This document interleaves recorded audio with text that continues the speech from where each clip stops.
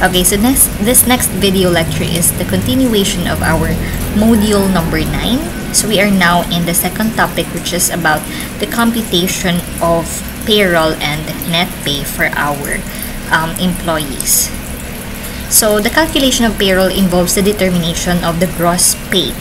And then after that, we will deduct the necessary or the required contributions and payroll taxes to arrive at the net pay of the employee. So the calculation of payroll is highly a regimented process, meaning in this case they should follow certain rules, especially in the contribution part, in which we have to follow the specific guidelines of the agency in which the employer will remit those contributions later on. So this calculation should be followed meticulously to ensure that there are no mistakes in the amount of the net pay or take-home pay of the employee, okay, or taxes that should be paid to the government. So we have here the steps. So first, we have to notify the employees about the complete timesheets. Okay, so here they should provide the correct timesheets by the close of the business on the last day of the period. Otherwise, the employees who pursue to complete their timesheets will delay the payroll. Second, collect those timesheets. Okay, so this information may be located in an online timekeeping system depending on what the entity is using. Third, review and approve the timesheets. Okay, so this will be reviewed for completeness, and then if that is so, we will forward them to the supervisors for approval.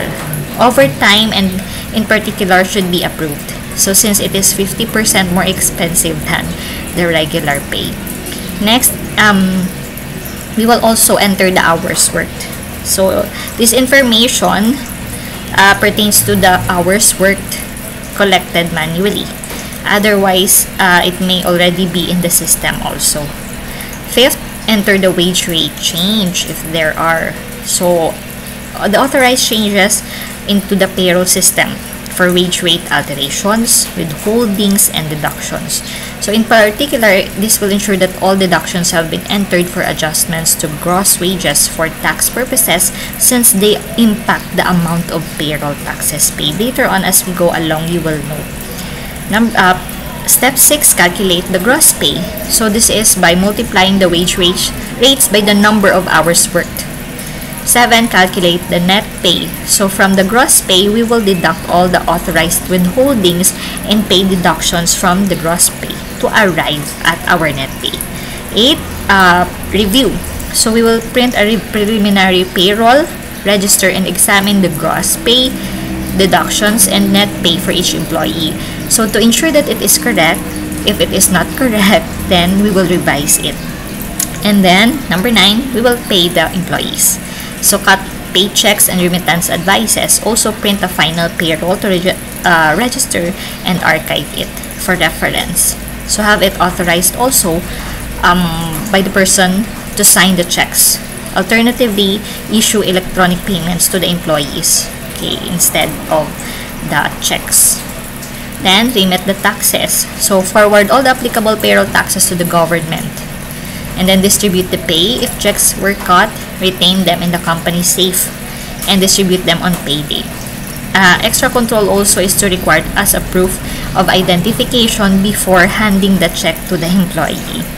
Okay, so those are the different steps that is involved in the payroll system. So we have here an example on how to solve for the gross pay and net pay of the individual worker. So this is based on the current contribution rates and income tax rates in the Philippines. So a certain worker who earns compensation income of 30,000 a month. So based on this, we will compute the monthly required contribution, which includes SSS, Pag-ibig, and PhilHealth. And after that, we will compute the taxable income then the tax due or payable, and then the net pay.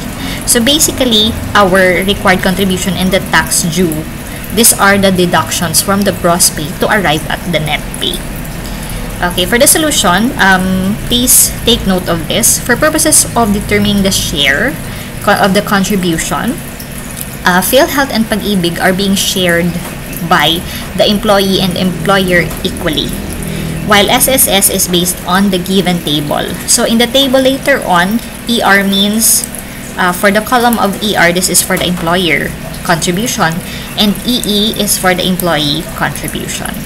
Okay, so based on the data, so we will compute the monthly required contribution. So in this case, for PhilHealth, how do we determine how much should the worker pay for the PhilHealth contribution? So we have here the table actually. Okay, for PhilHealth, so here, this is for the PhilHealth. So in 2022, the premium rate is 4%. 4% of the monthly basic salary. Okay, so this 4% will be divided or shared equally by the employer and the employee. So meaning to say, the share of the contribution that will be taken from the employee's salary is equal to 2% of their monthly basic salary. So going back with our computation, okay, so this is for PhilHealth. So the monthly compensation is 30, okay, times 4% divide 2, or just multiply it by 2%.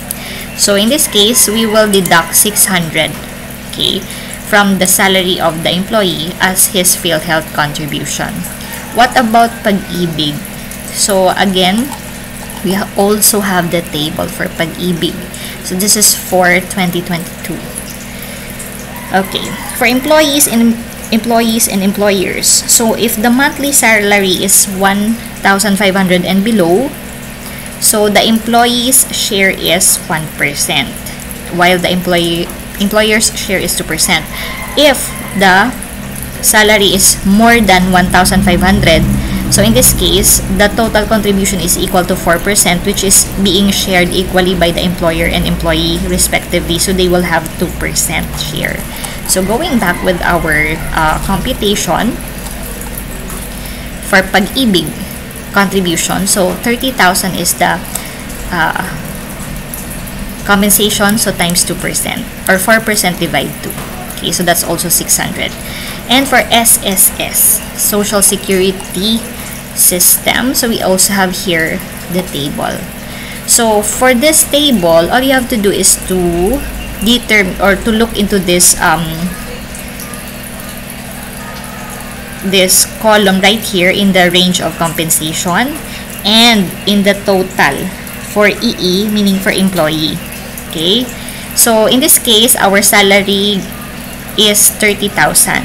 So under this table, if the salary is 24,750 or more, then the total contribution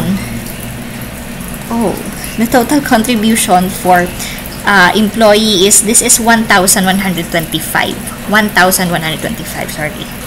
Okay, so it was 1,000 here was hidden by this column. Okay, so this is 1,125, by the way.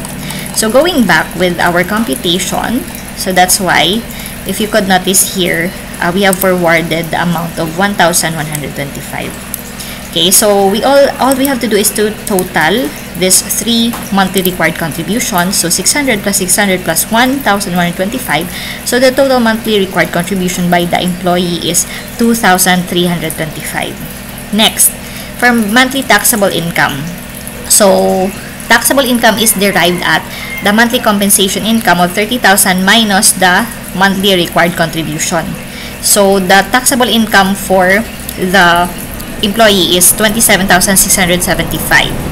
Next, to compute for the tax due, how much tax should be paid by the employee during the month, okay, to be withheld by the employer, because in this case, the employer will be the one to remit to the BIR. So since the annual taxable income for taxpayer is this is 27,675 times 12. So that's 332,100. And then it falls under, we have here, for the tax table. If the annual salary of the employee is 250 and below, there is no tax to be paid. However, if it exceeds 250 but not more than 400, so in this case, we will deduct 250 from 400,000, and then the difference will be multiplied to the 20% tax rate. That's how you get the tax due or payable. Okay, so going back here, so in this case, it falls under this category. So for the annual tax due, so first we will, for convenience, we will compute for the annual tax due and then divide it by 12 to get the monthly withholding taxes. Okay, so that's how we will do it.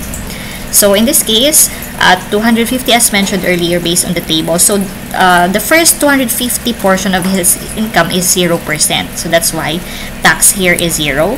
And then the excess of the amount over 250. Okay, so 332,100 minus 250, which is 82,100. This is subject to 20% tax. So 20% of that is 16,420. So basically, the total annual tax due or payable for the employee is 16,420. To get the annual or the monthly tax due or payable to be withheld from his salary, all we have to do is to divide this by 12.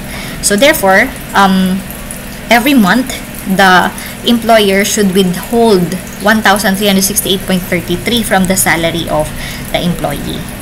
So this withheld taxes by the employer, this is to be paid to the BIR later on when they file their ITR or income tax returns. Okay, so after determining the monthly tax due or payable, so we will now compute the net pay or take-home pay. So monthly net pay is equal to monthly compensation minus monthly contribution minus monthly tax due.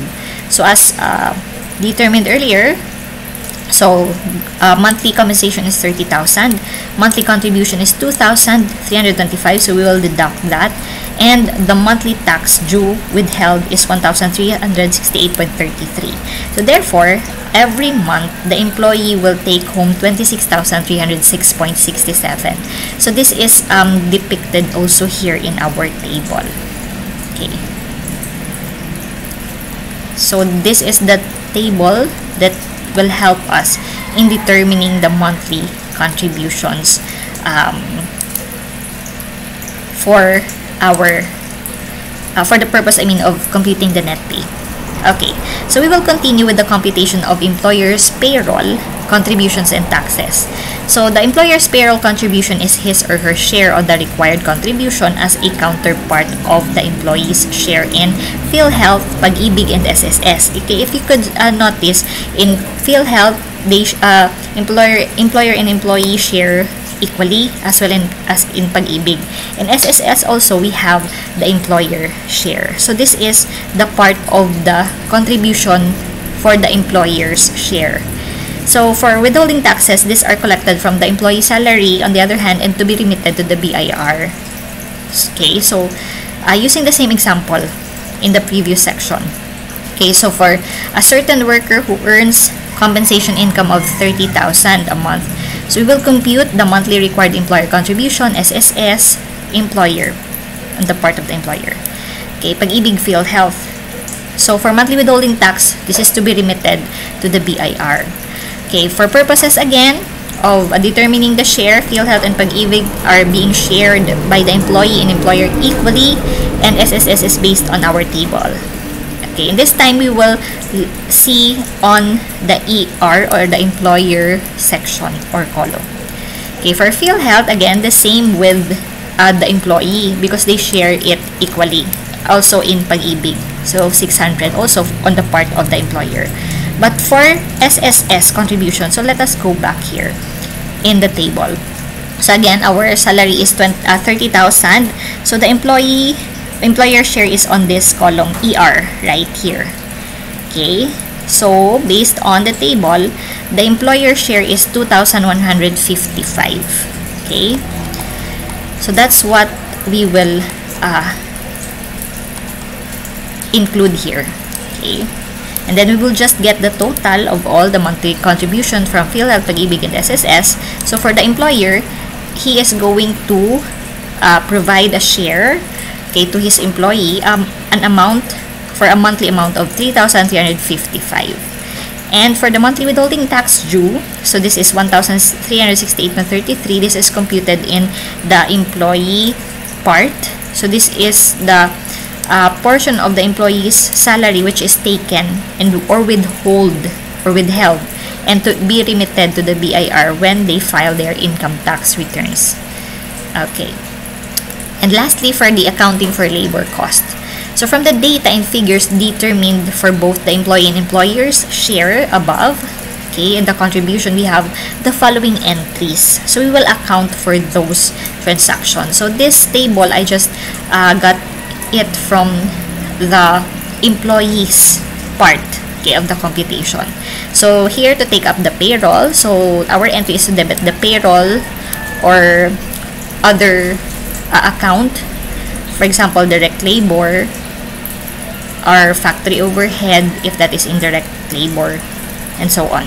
But in this case, we will generalize it as the payroll account. So debit 30,000, and then we will credit all the payable or the contribution, including the taxes from the table. So credit PhilHealth premiums payable of 600, Pag-ibig of 600, SSS 1,125, withholding taxes of 1,368.33, and for the salaries or wages payable to the employee, so this is the net pay of 26,306.67. Okay, so that's the entry for taking up the payroll. For the payment, so we will just debit the salaries and wages payable and then credit cash 0.67.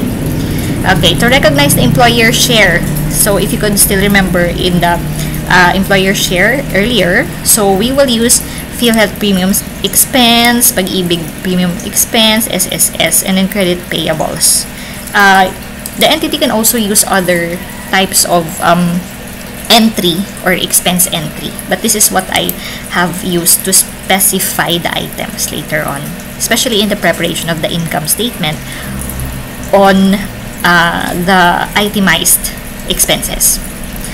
Okay, and then to recognize the remittance, okay, if these premiums will be remitted as well as the taxes to the concerned agency, so our entry is we just debit. So please take note, for the PhilHealth premiums payable, this is the total for the employee and employer. So 600 plus 600 is 1,2. The same with Pag-ibig and SSS. We just add the share of the employee and the employer this time, and then credit to cash for the total.